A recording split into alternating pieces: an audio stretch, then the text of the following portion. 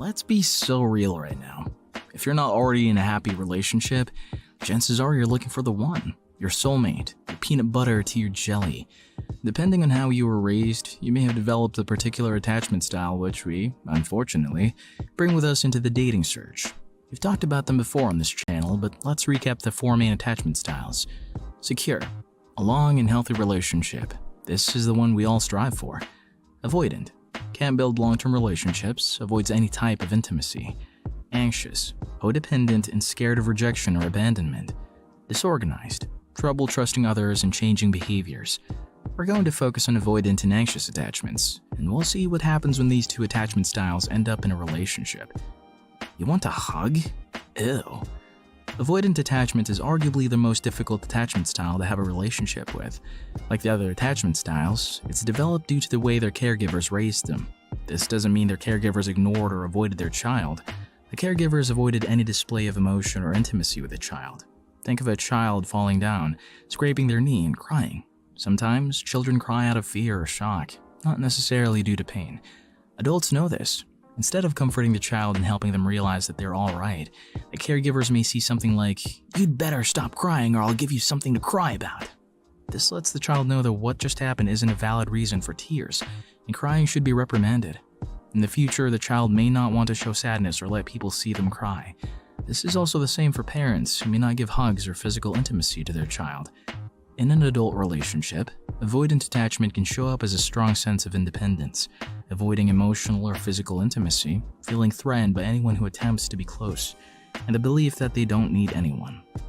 Are we out of the woods? Taylor Swift's song Out of the Woods was a bit of a controversial one when it came out. For such a talented lyricist, a lot of people were disappointed with the chorus.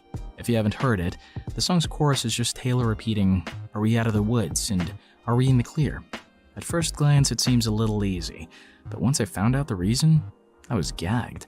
To depict the level of anxiety and codependency in a toxic relationship, the lines were repeated over and over to mimic the cyclical feeling of the relationship's ups and downs. This is a great way to describe anxious attachment. Those with anxious attachment may have had caregivers that went from being attentive to indifferent to the child. These caregivers may have also gone overwhelmed easily or possibly blamed the child for being the reason why they're overwhelmed or upset. In a relationship, an anxious attachment can manifest as being clingy to their partner, needing approval from their partner, being scared of actual or perceived criticism and judgment, and having feelings of unworthiness. Put them together and what do we have? The dating world is crazy and beautiful all at once. One of the beautiful things is that we get to meet people from all walks of life. The crazy thing is that we have to find ways to work together to create that healthy relationship. What if an anxious attachment, let's name her Amy, and an avoidant attachment, let's name him Mark, got together? What would happen? As an avoidant, Mark never received any signs of physical or emotional intimacy from his caregivers. Whenever Amy goes to give him a hug or a kiss just because, he moves out of the way or cringes. Because Amy is incredibly sensitive to rejection, she now believes that Mark is upset with her or possibly doesn't love her anymore. As an anxious attachment with codependent tendencies, Amy wants Mark to come with her to the grocery store. She figures they can make a day out of it. Mark immediately declines because he can do his errands on his own. So should Amy. These two consistently trigger past wounds from each other's childhood, but they don't realize it. They're also not communicating these pain points with each other. Unfortunately, if they don't communicate, they will continue unknowingly hurting and invalidating each other. In the relationship, it will quickly spiral into an unhealthy, toxic one. I don't know about you, but Amy and Mark's relationship seemed miserable. Now let's clarify that any kind of individual with any kind of attachment style can be in a relationship with anyone. However, the trick is to communicate with your partner and even a mental health professional to see how you can work through your attachment style and how to make it work with your partner.